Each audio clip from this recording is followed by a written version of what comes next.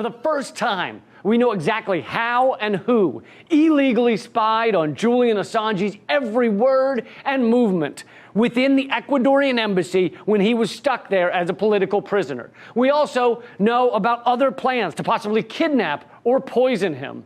This breaking news is a sordid tale that has been revealed thanks to an in-depth investigation by the Gray Zone. The story involves the CIA, 2 presidents of Ecuador, an Israeli bodyguard, and at least one billionaire sociopathic Donald Trump puppeteer whose name I won't say on television, but it rhymes with Sheldon Adelson.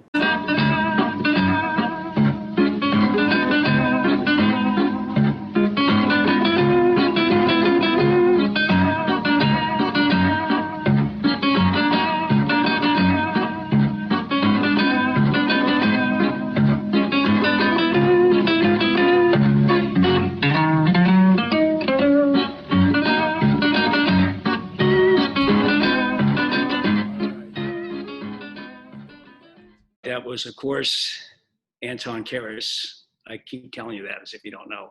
And that was Lee Camp, Redacted Tonight, who was our special guest today. Later on in the show, we'll have Nathan Fuller. I'm Randy Credico. This is Randy Credico Live on the Fly, Assange Countdown to Freedom, episode 27, the stand-ups for Assange. And we're going to begin a 3-part series with comedians, satirists, who support Assange. And the first one will be the very highly respected, talented, and great writer and host of Redacted Tonight, and that is Lee Camp. A young man, too, and he's been so productive and effective. Well, I'm here in New York, and Kelly Lane is in North Carolina, and Jimmy Sunderland is in the great city of Lake Arrowhead. And we all 3 work together. And Jimmy does the editing, and Kelly does the overall production here. And then she works with Jimmy, and when they do this final edit. The second part of the Lee Camp interview is a little wobbly because somehow the computer died on me. Now I got it back on. So I had to use my cell phone. But it's mostly him talking anyway. So we're going to get right into it and play Nina Simone. This is the time to play Nina Simone as we're going through a very justified rebellion in the U.S. against a very racist, endemic system of criminal justice. It really is bad, and it has been forever. And so here's Nina Simone, beautiful tune. And we'll be right back with Lee Camp. Ain't got no home, ain't got no shoes, ain't got no money, ain't got no class, ain't got no skirts, ain't got no sweaters, ain't got no perfume, ain't got no love, ain't got no faith. I ain't got no culture, ain't got no mother, ain't got no father, ain't got no brother, ain't got no children, ain't got no aunts, ain't got no uncles, ain't got no love, ain't got no mind.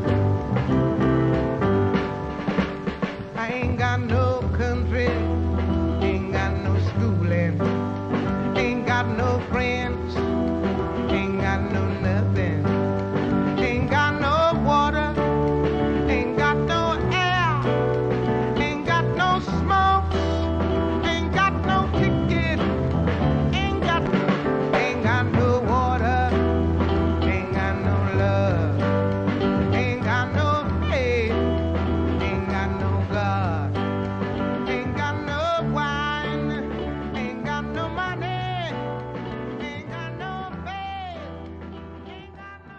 This is Randy Credico Live on the Fly, Assange Countdown to Freedom, episode 27. And at last, we are joined by one of the finest, most brilliant political satirists working today or any day, and that's Lee Camp, who is the host of Redacted Tonight, and he's got this great new book out. Hey, Lee, thanks for doing the show. It really is a pleasure to have you on. Thanks for having me, Randy. I got you on my show, and now I'm on your show. I know, I'm looking. I found 3 of the shows that I did with you over the years. So one show you did about me, but the book is called, this is a great title, by the way.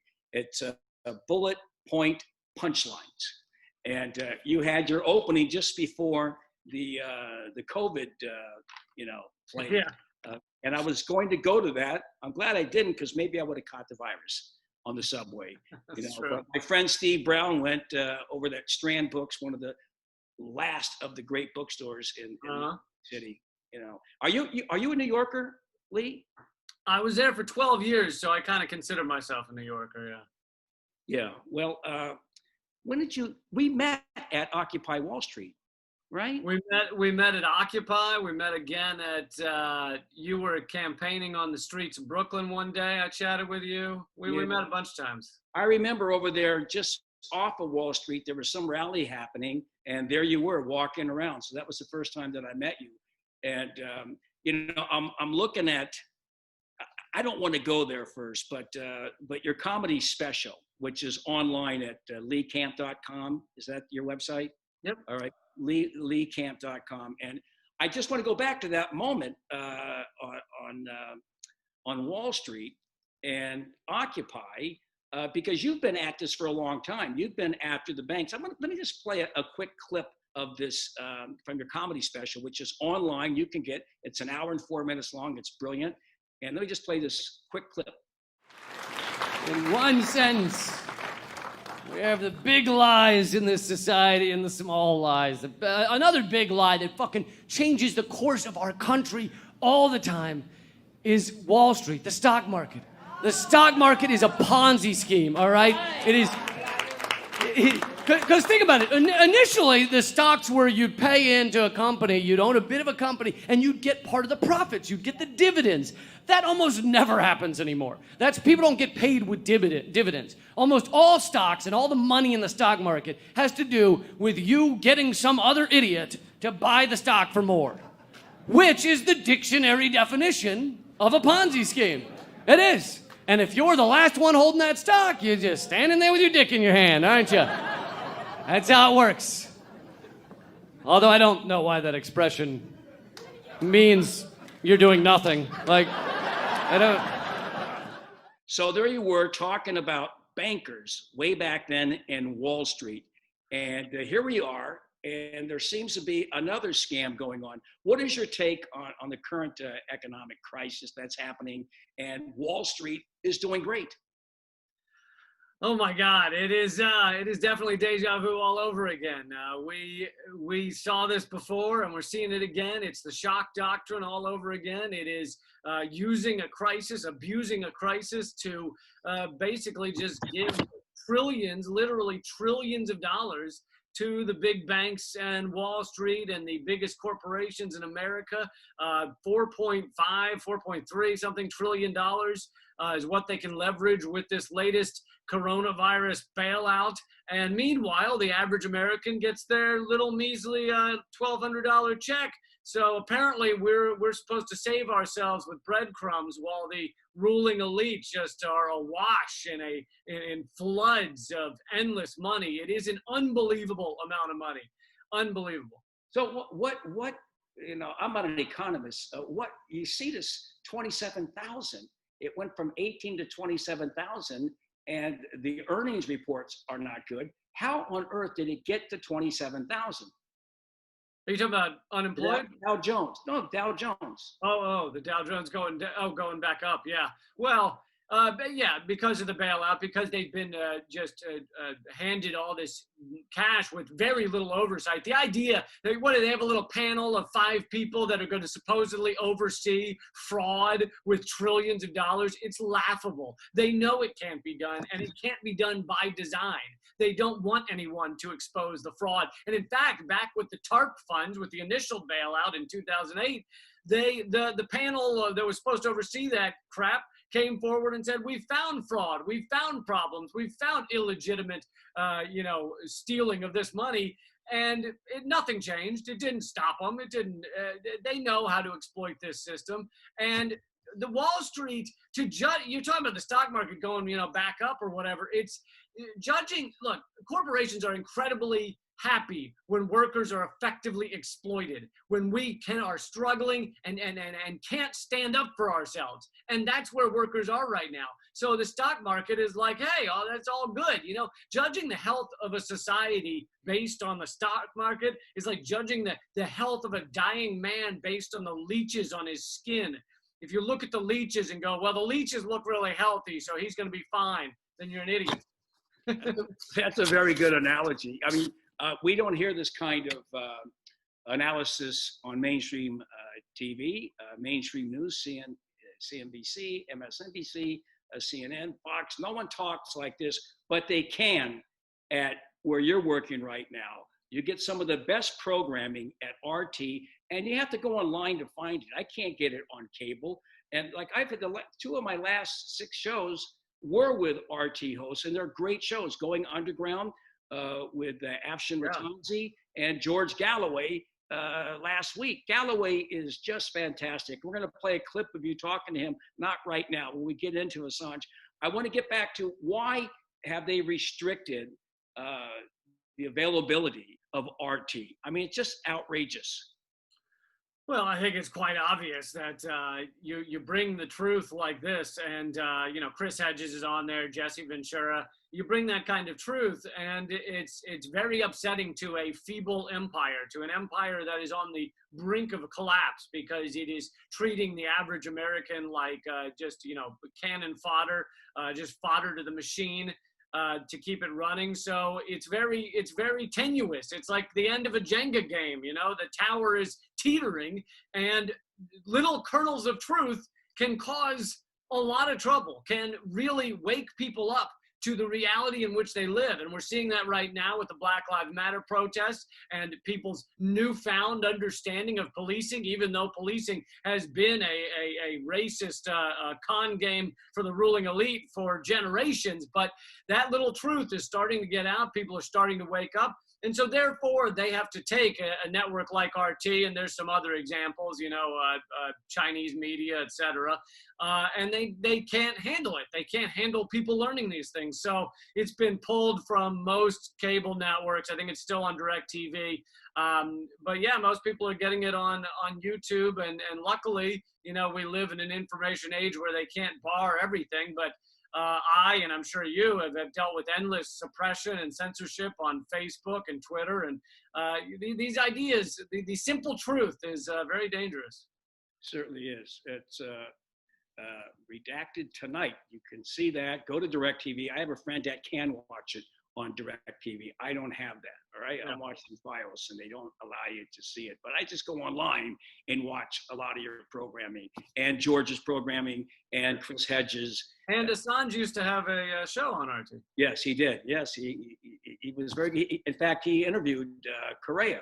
Now, getting back to the stuff with the police brutality and all of that, which is just one element of a very corrupt criminal justice system. And I'm glad that you talk about it beyond just the frontline grunts that are working for the elites. It's the criminal justice system in whole, the courts, the prosecutors, and everyone in between. I'm going to play a clip from your 2018 stand-up. Where did you do that stand-up performance, by the way? El Rey Theater in Los Angeles. It's a great place. All right, so I'm going to play this clip where you talk about police brutality and the drug war.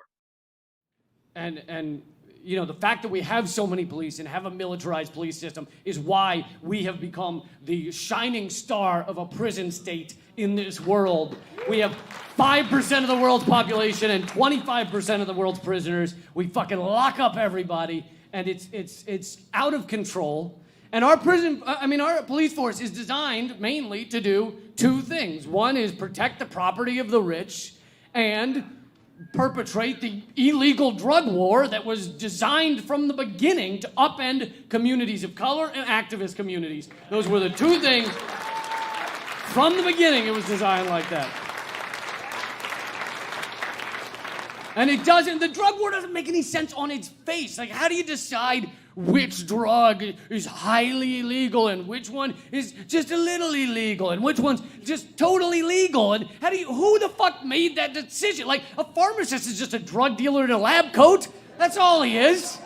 That's all he is. You know, like, yeah, some pharmaceuticals are good. I'm not denying that. But deciding one drug is highly illegal, like, one guy's crack cocaine is another guy's oxycodone. What's the fucking difference? Like, one person's marijuana is a suburban soccer mom's Ambien white wine mixer. She calls mommy's Happy Time juice. Like, the fucking difference.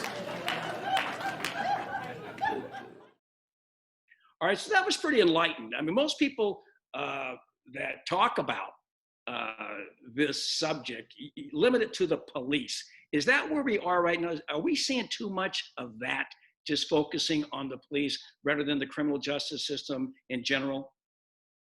Yeah, I mean, that seems to be a common trend with your mainstream corporate media, is they may, when they're forced in these moments, in moments of protest, to actually cover these things, they'll focus on the surface issues and act like that's the real problem. And if we could just stop, you know, you see a lot of cities around the country right now banning chokeholds. And I agree, these cops need to stop choking people to death. But that is a surface level problem. That will stop a certain number of deaths, but that will not stop the systemic racism. I mean, really, our police act as a fist of the fascist state. And if you aren't going to reform the fist in general, then you haven't changed much. So yeah, you're absolutely right that they focus on the surface issues. They love to say it's a couple of bad apples. No, it's not a couple of bad apples. It is a systemic problem going back hundreds of years. Our policing system originated from the slave patrols in the early American years, and it hasn't changed a whole lot. These people don't get much training. You know, a hairdresser is required in most states to get more training than a cop.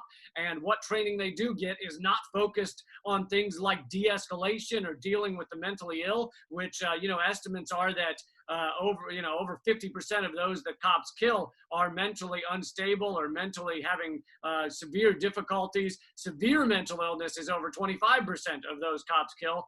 And these cops are not well trained to deal with that stuff. They have a hammer and every problem looks like a nail. And we really have to get to the heart of the matter. And then another big problem with the police is, in many areas, particularly in New York, is planting of evidence and lying on the witness stand. And the prosecutors encourage it, and the judges look the other way. That happens all the time. And you get a guy that he has a dime bag on him, right? He gets arrested. He faces in New York up to 12 and a half years in prison if it's a second offense within 10 years. So a cop has that much power to say it, and no one confutes it because he can't get a lawyer to fight it. DNA is not going to clear him. If he has his fingerprints on the bag or not, it's not going to clear him. So, and it's not even used. Right, and you know, that's another reason, you talk about the relationship with the prosecutors, that's another reason that you never see cops convicted for any kind of crime after murdering someone. Over the past 15 years, NBC News reported that 35 cops have been convicted of any crime connected to a fatality, connected to a murder. And of those, only 3 were convicted of the largest crime of murder, which means that 3 cops out of 13,000 or something executions by these cops is a rate of conviction of, 0.021% or something. It's basically that they can kill with impunity and never be convicted because they are so close to these prosecutors that no prosecutor is going to go after them. If they do, they're going to do it in a very light way. So yeah, you're absolutely right. And the planting of evidence is another problem. They can arrest anyone they want to if they choose to. If you look at them wrong, they could arrest you and get a conviction on something. And it's a major problem. Another good example is, in Matt Taibbi's book, The Divide, he talks about how arrests for open alcohol containers, walking around with an open alcohol container in New York City, something like 4% are white people. Because really, all cops use that law for, or that conviction for, is to grab up Black and Hispanic people. Because white guys can walk around with an open alcohol container and have no problem. It's not that we're drinking less, we just don't get grabbed by cops. I spent 10 years working against New York's Rockefeller drug laws, and 94.3% of those arrested on drug charges were Black and Latino, even though they constituted less than 40%. That's incredible. Drugs, and they were getting long sentences. And it's the same thing, when Giuliani was in town running the show, they were using the jaywalking law. They were enforcing that. And of course, all of it was up in Harlem and in the Bronx. The same way with Bill de Blasio using this, what's called the broken windows policy, which is really a reinvention of stop and frisk, because 90% of the people getting arrested for subway beating are Black and Latino. Yeah, and that audio that leaked to Bloomberg for his brief run for president, where he said, well, yes, it's Black people getting arrested for these crimes because we're putting cops in the Black and Latino neighborhoods, and the reason is because that's where all the crime is. And my answer to him is, really, Bloomberg? Is that where all the crime is? Like the insider trading is going on? Like the corporate destruction of the environment? Is that going on in the Black and Latinx communities? Is Boeing deciding to keep airplanes in the air while they crash into the ground? Is that going on in the projects? No. The biggest crimes in this world are done by corporations and the richest people in the world. So acting like all the crime is in the minority neighborhoods is just infuriating. It is truly what you say about the criminal justice system, and it's very cogent and it's great analysis. I want to focus now on what this show is all about. It's about Julian Assange, and I must tell you, I've been watching 4 or 5 of your videos today. You've been a supporter of Assange for a very long time. In fact, this book, it's called Bullet Point Punchlines. You have an 8-page essay on Assange, and you talk about the 18 most important contributions to journalism that Assange put out there. Can you just go through some of those while I try to get my camera straight? Yeah, no problem. When I was researching that, I kind of shocked myself, because even though I thought I knew a lot about WikiLeaks, it's tough to keep up with everything that over the past decade or more they have revealed that really it is everything that Americans, but really citizens around the world, should want to know about their governments. The governments are supposed to represent us. Like, that was part of the idea. And when you have a government, and that's why you decide to be a citizen of a nation, is to have them represent you. And so you want to know what they're doing in your name. And the truth is, we don't know anything. We don't know the war crimes going on around the world. We don't know the fraud going on within the banks. And WikiLeaks showed that to us. And that's why it was so dangerous. That's why Julian Assange is so dangerous to the powers that be. And, to go through some of these things, which, by the way, is not just America, it's countries around the world. He revealed videos of abuse in China. He revealed Russian, I believe, spying on their citizens. He revealed Australia had covered things up, which is his home country. He revealed stuff around the world. And it's not just America, but of course, some of the revelations about America were, of course, the war crimes that Chelsea Manning leaked through WikiLeaks.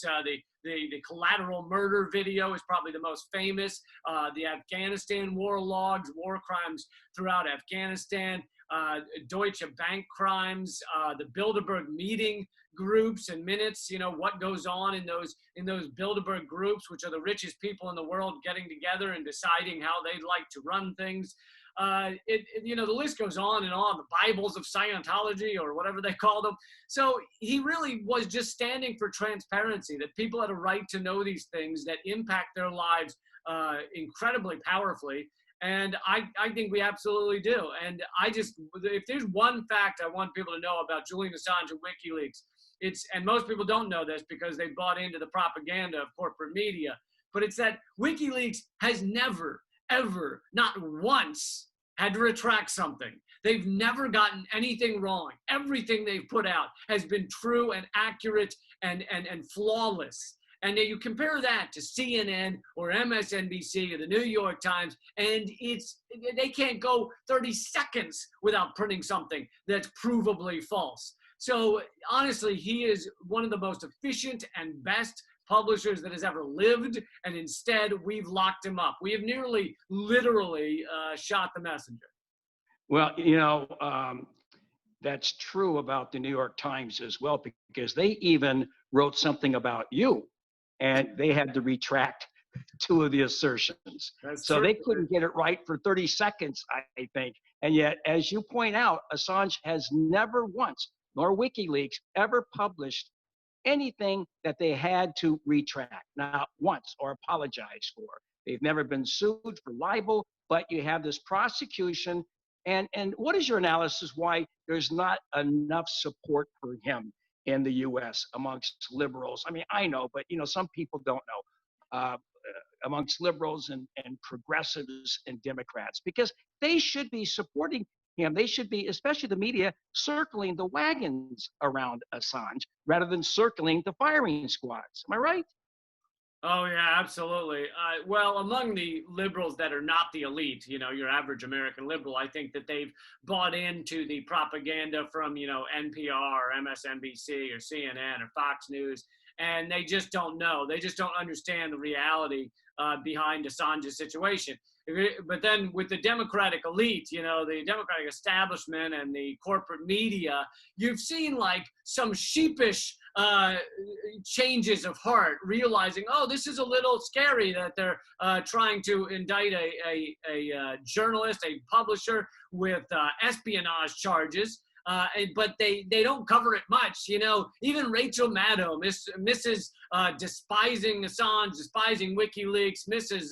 Russiagate, even she had to do a segment saying, I have to defend Assange in this situation. He shouldn't be charged with espionage.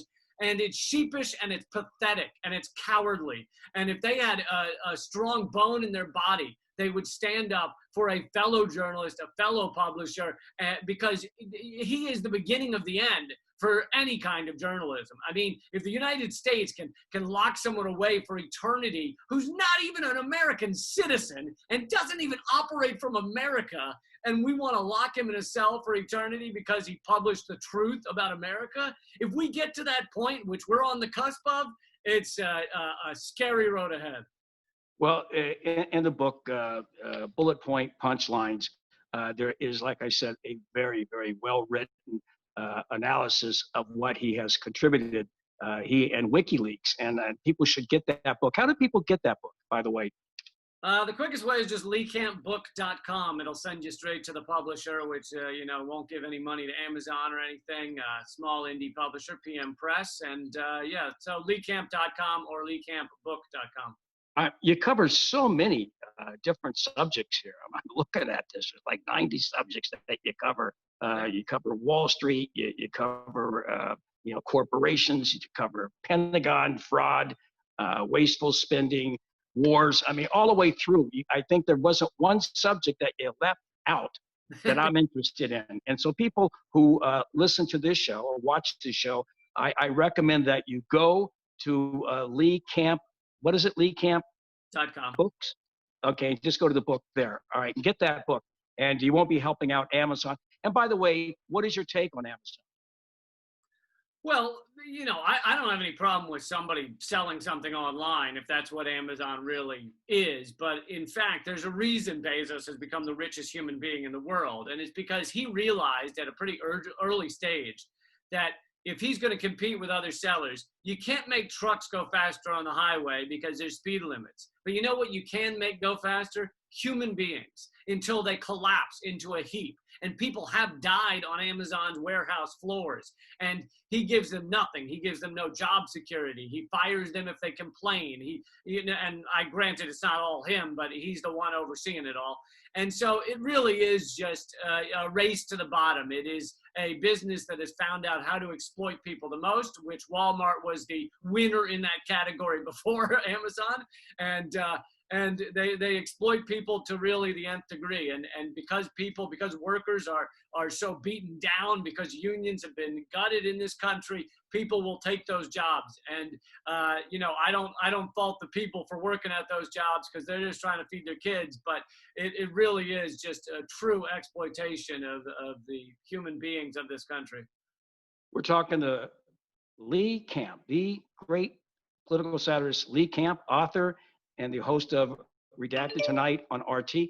Lee, getting back to Assange, he, by the way, was a big critic of Amazon way before it was fashionable, and Facebook and Twitter and all of these social media platforms. I want to play this. Like I said, you've been on this for a long time. Here is you, and I got to play this clip of you and George Galloway talking about it on Redacted Tonight. Here's a little exchange. All right, now let's move on to my interview with the former UK MP, George Galloway. Mr. George Galloway, thank you so much for joining me in these dark times. Always a pleasure, my friend. So your friend, the journalist Julian Assange, just had the beginning of his extradition hearings last week. Is he getting any sort of fair trial, in your opinion? And have they made a decision on whether he's allowed to come out of the bulletproof case they have him in so he can actually take part in his own trial? No, it began as tragedy, but it's ending in farce, with Julian in a bulletproof glass box, like he was the world's most dangerous terrorist, rather than a man charged, although he's not charged in Britain, of receiving documents and publishing them.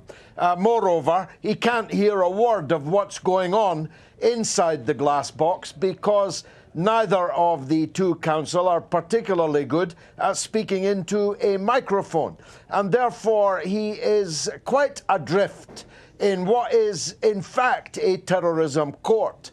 It's called Woolwich Crown Court. I call it Woolwich Crown Fort.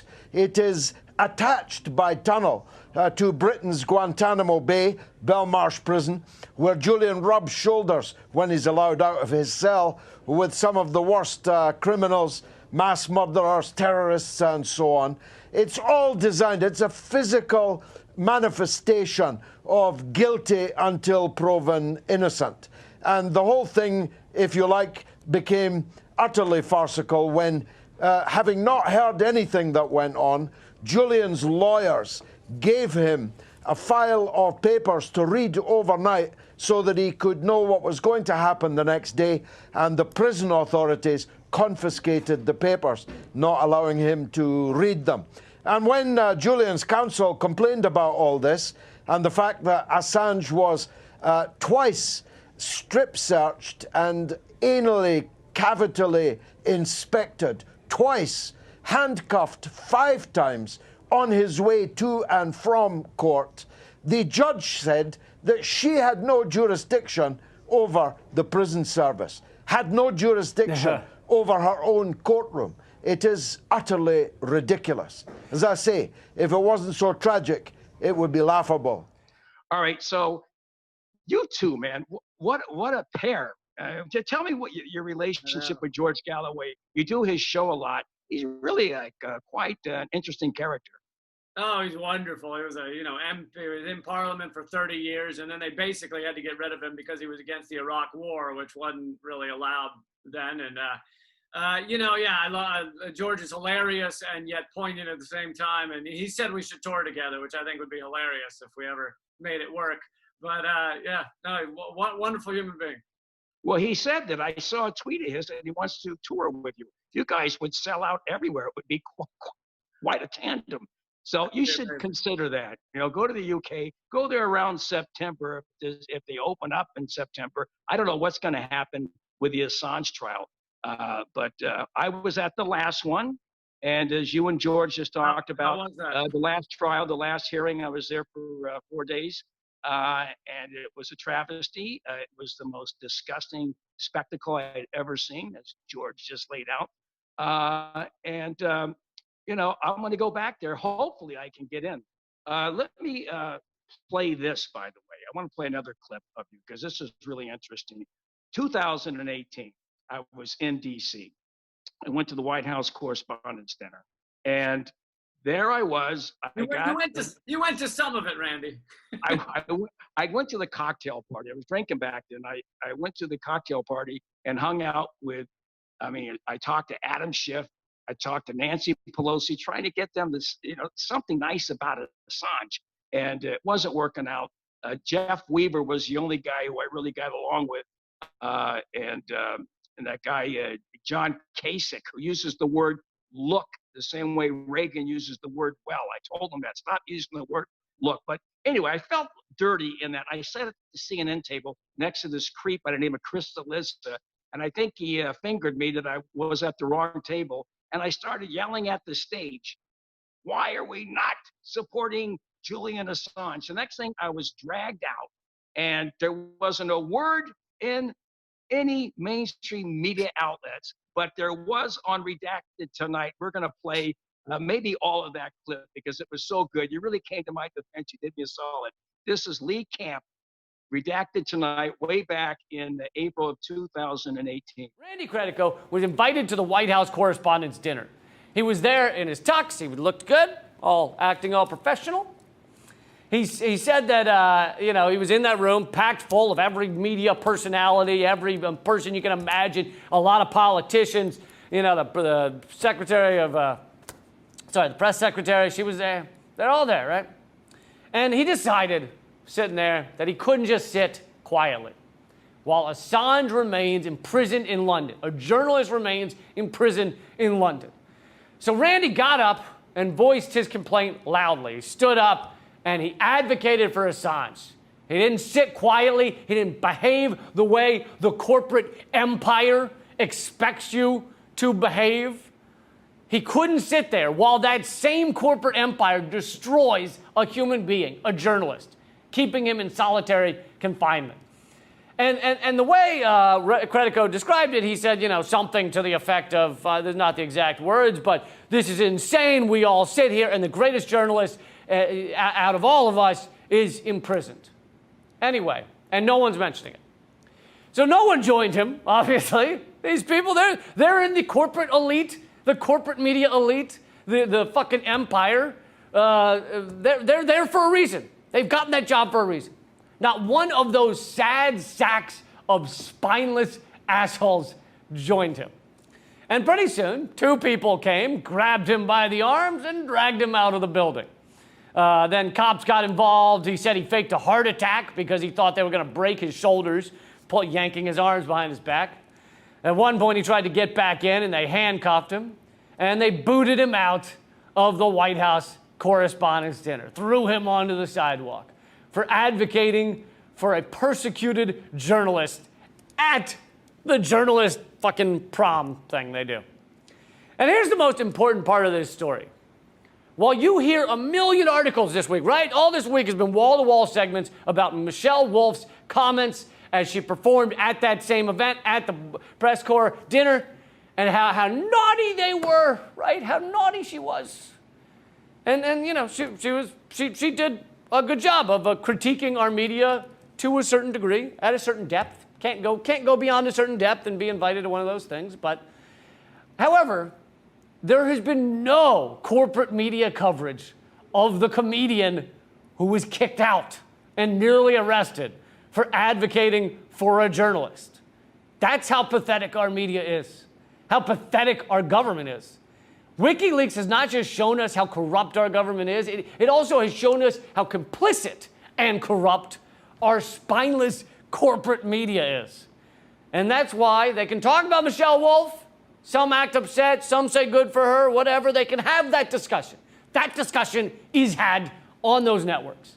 But they can't talk about what Randy Credico said that night and about what made him so dangerous he had to be kicked out. They can't talk about journalist Julian Assange sitting in a single room with no access to the outside world. But I think a lot of us are waking up. I don't think they can sell this facade much longer. Keep fighting. So, Lee, what did you think when I got thrown out of there? Well, I loved the I don't know, irony or coincidence of the fact that the only thing everyone was talking about the following day was about how outrageous this comedian had been. This comedian was just outrageous. Michelle Wolf had said some things that people found too naughty And so I just love the idea that all the media is so caught up in this comedian who said the things that aren't allowed to be said. Meanwhile, there was another comedian there who literally got thrown out for saying something. Like, that is, people love it. Look, it's like that serves a purpose to pretend as if there's something, oh my God, that's edgy to the ruling elite. But what's really edgy to the ruling elite is the stuff they won't talk about, the stuff they won't mention on CNN. So what you yelled about Julian Assange got you kicked out of the building and won't be mentioned on CNN because they can't give it the time of the day. That is what real edgy looks like, not what Michelle Wolf did. Well, we know Jim Acosta wasn't going to talk about that because Jim Acosta doesn't consider Julian Assange a journalist. And I'm not sure this guy, Jim Sciotto, I think they may be the same person because you never see them in the same room at the same time. You know, they broke out of a Saks Fifth Avenue window. You know, they look like mannequins. Acosta, what do you think of those guys, Acosta? Well, I did cover I did a segment about Acosta once because he put out a book called A Dangerous Time to Tell the Truth or something like that, A Dangerous Time to Be a Journalist or whatever it was called. And it was about how dangerous it is under Trump to be a journalist because he got kicked out of the White House one time. And what's his name? Matt Orfalea was at the book signing and got a question in and got film of it. And he said, what do you think of Assange? He's another journalist who's been locked up. And Acosta gave this, smug, pathetic answer like, what I understand is he's done some very bad things or something like that. It's the most pathetic, like I said earlier, cowardly response. These journalists know where their bread is buttered, and it's corporate America, and they know corporate America and the empire, America Inc.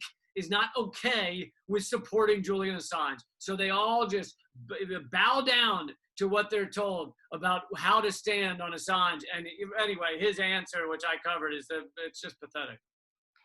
Yes, but if Julian Assange does get extradited here, what's the upshot of that ultimately? If he gets indicted and he comes here, he's going to be convicted. What ultimately does that mean? What would that do to this nation of supposedly of laws and democracy and free press? Yeah, I don't see any positives in it. We know how the court system runs here. As I've said before, our court system, as well as our policing system, is captured by the corporate America and the richest among us, and they don't even allow a whistleblower of any kind to have any kind of legitimate debate in their, the legitimate trial in their courtrooms. John Kiriakou is a perfect example, and he's now free after serving his jail time, so he can speak out about how pathetic it was. They wouldn't let him have witnesses. They wouldn't let him bring his, evidence. He got nothing, and Assange would be even worse. And it's the same judge who does all these cases, and she would not allow Assange even the beginnings, even the hint, even the smell of a fair trial. So if he is brought here, he will be locked up for 100 years unless, someone like Randy Credico gets elected president, and then maybe we can commute it. I can't even win mayor. Look, I, at the top of the show, we played a pastiche from one of your shows where you talked about Julian Assange and this, prosecution of him. And also, not just that, but you talked about Max Blumenthal from the Gray Zones piece about UC Global. And Sheldon Adelson, in fact, you said it rhymes with Sheldon Adelson. That was very funny. But how scary! I was one of the people that they got. There's like video of me, and they got my passport. This guy from UC Global. I mean, how scary is this? Yeah, it really is. I mean, it goes to show how America, they can't stand behind, our government can't stand behind their actions any longer.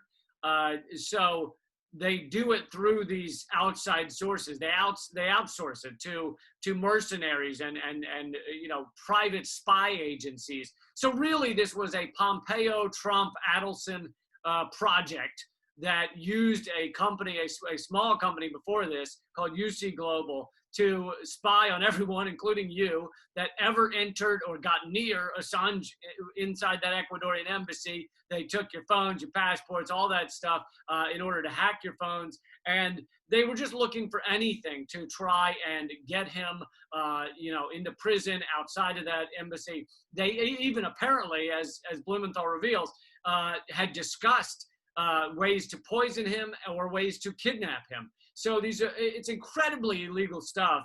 And the United States doesn't do it with our official CIA or FBI or what have you. We do it with these mercenaries so that when it comes out, as it has been revealed in the gray zone and elsewhere, when it comes out, Pompeo and all of them can go, we knew nothing about it. And it really is just a corrupt, that's the epitome of corruption. You can't even stand by your actions, so you have to pay some guy and say, I didn't know what he was doing. It's pathetic. It really is. Very scary. You also are very hard on Lenin Moreno, which I enjoyed. You had some choice words for Lenin Moreno. What do you think of people like him? He got a big payoff, as you said. He got within days. He got, I think, like $4 billion from the IMF. You think that was just a naked quid pro quo? No, I think it was a huge coincidence. It's just a coincidence that within days, a week before or something, he gives up Assange to the authorities, which, by the way, was the first time in history that a country had allowed another country to come in and arrest a citizen of theirs, because Assange had been given Ecuadorian citizenship. His first time in history, and he allowed that to happen within a couple weeks of being given $4 billion, 4.2, I believe, billion dollars from the IMF. It's just a pathetic payoff. It really is. How much is Assange worth to you? He got into office and just said, how much is he worth to you? $4 billion? All right, let's do it. Yeah, pretty obvious. You can see all of Lee Camp's work on Assange at Redacted Tonight. Is it the Redacted Tonight website they find them, or at leecamp.com? Yeah, leecamp.com, but there's also Redacted Tonight on YouTube. So youtube.com/Redacted Tonight. All you have to do is Google Redacted Tonight, Julian Assange and Lee Camp. And I saw 3 of them today, and they're all great, and you can access them. They're very passionate. They're also humorous because you have this great way of presenting it. And it's really important. How important is satire right now and trying to move forward with all of the problems that are happening in the world, Lee? Wow. Well, thank you for the kind words. You were trailblazing long before I was in this truth in comedy world.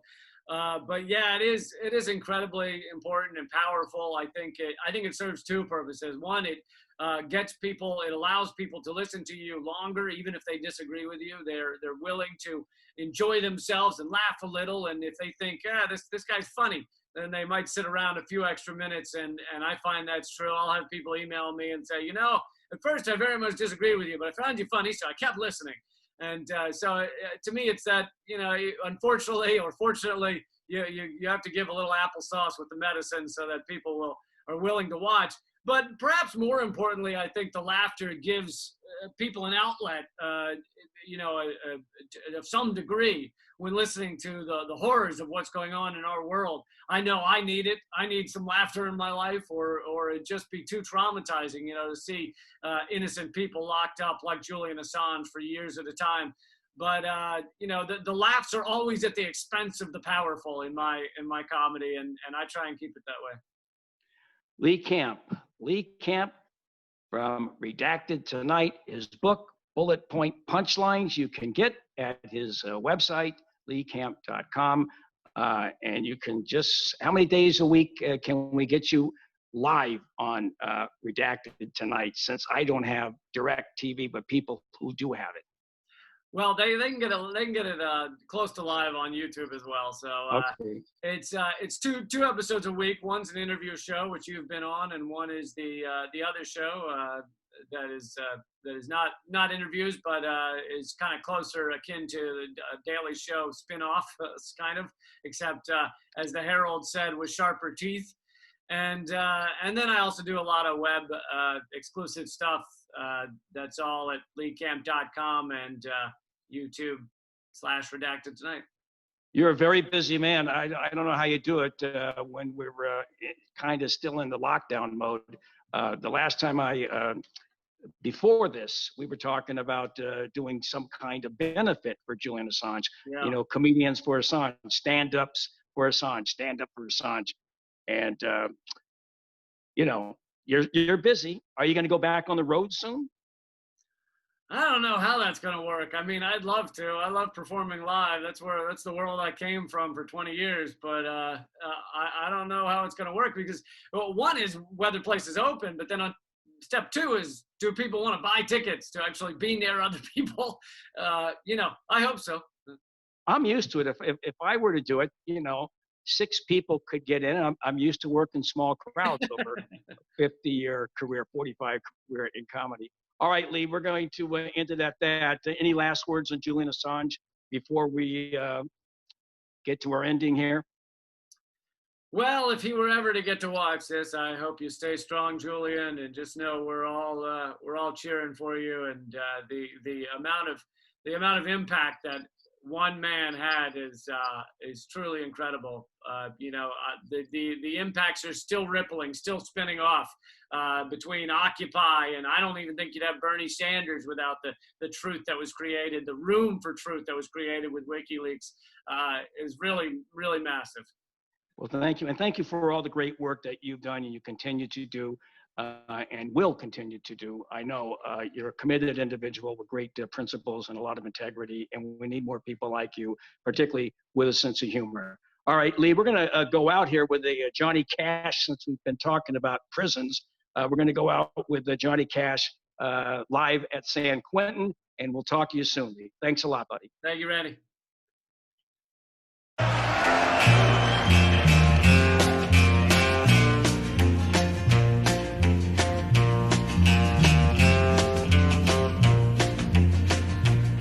San Quentin, you've been living hell to me. You called it me since 1963. I've seen them come and go, and I've seen them die. And long ago I stopped asking why. San Quentin, I hate every inch of you. You've cut me and you've scarred me through and through. And I'll walk out a wiser, weaker man. Mr. Congressman, why can't you understand?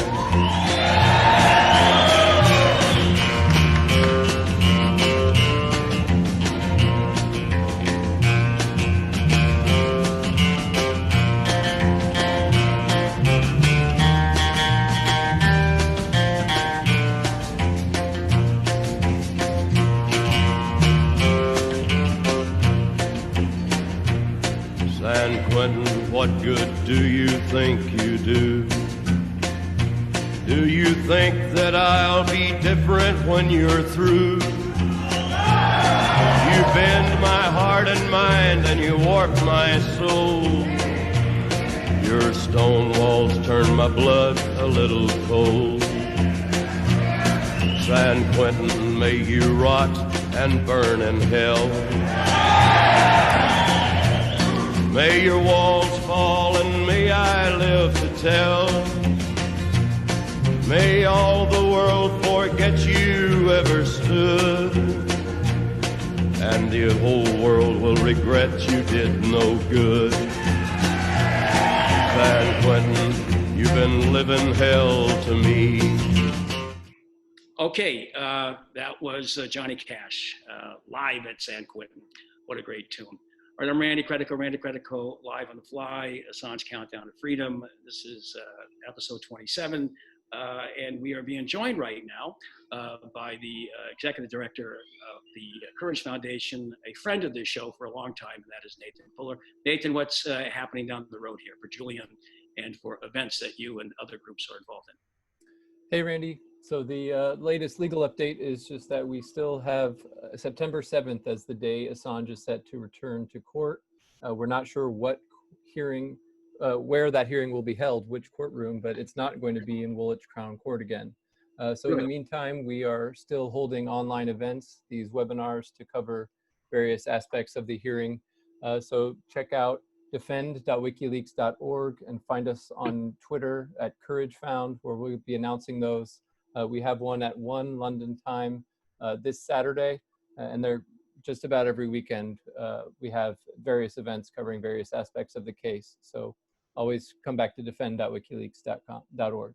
It's 1 o'clock London time. That's 5 hours later than we are here, which should be like early-ish here on a weekend. Yeah, but it'll be recorded so you can find the YouTube afterwards. These are great webinars that you've been holding every week.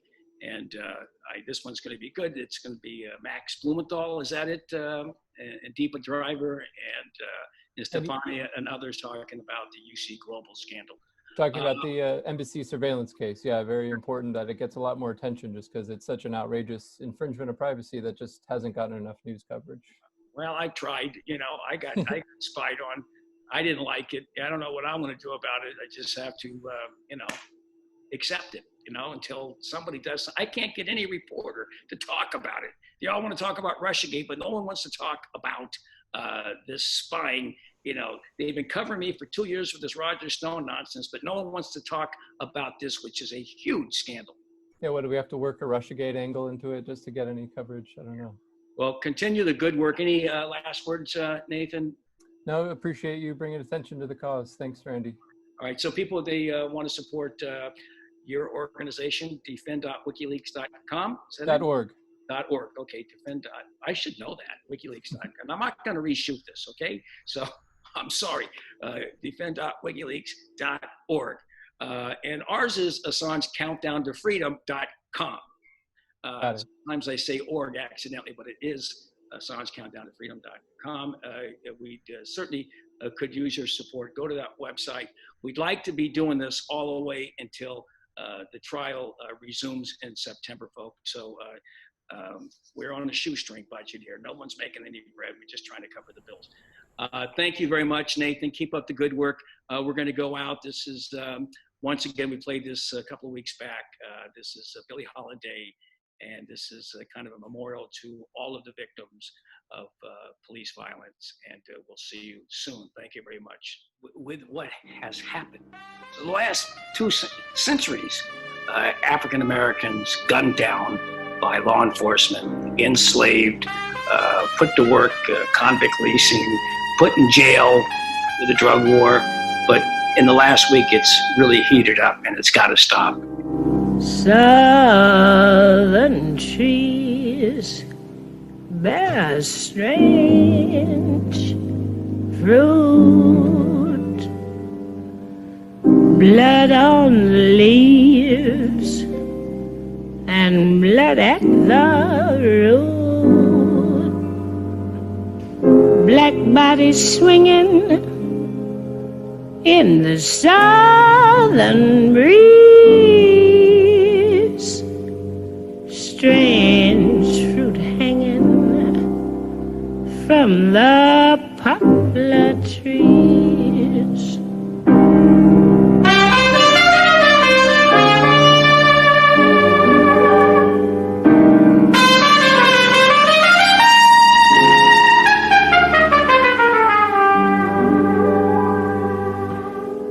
Pastoral scene of the gallant South, the bulging eyes and the twisted mouth, scent of magnolia, sweet and fresh.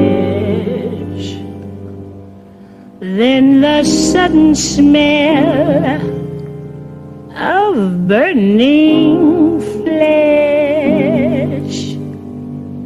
Here is a fruit for the crows to pluck, for the rain to gather, for the wind to suck, for the sun to rise. tree to drop.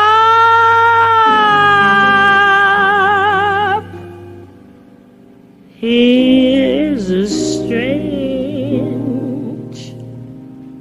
and bitter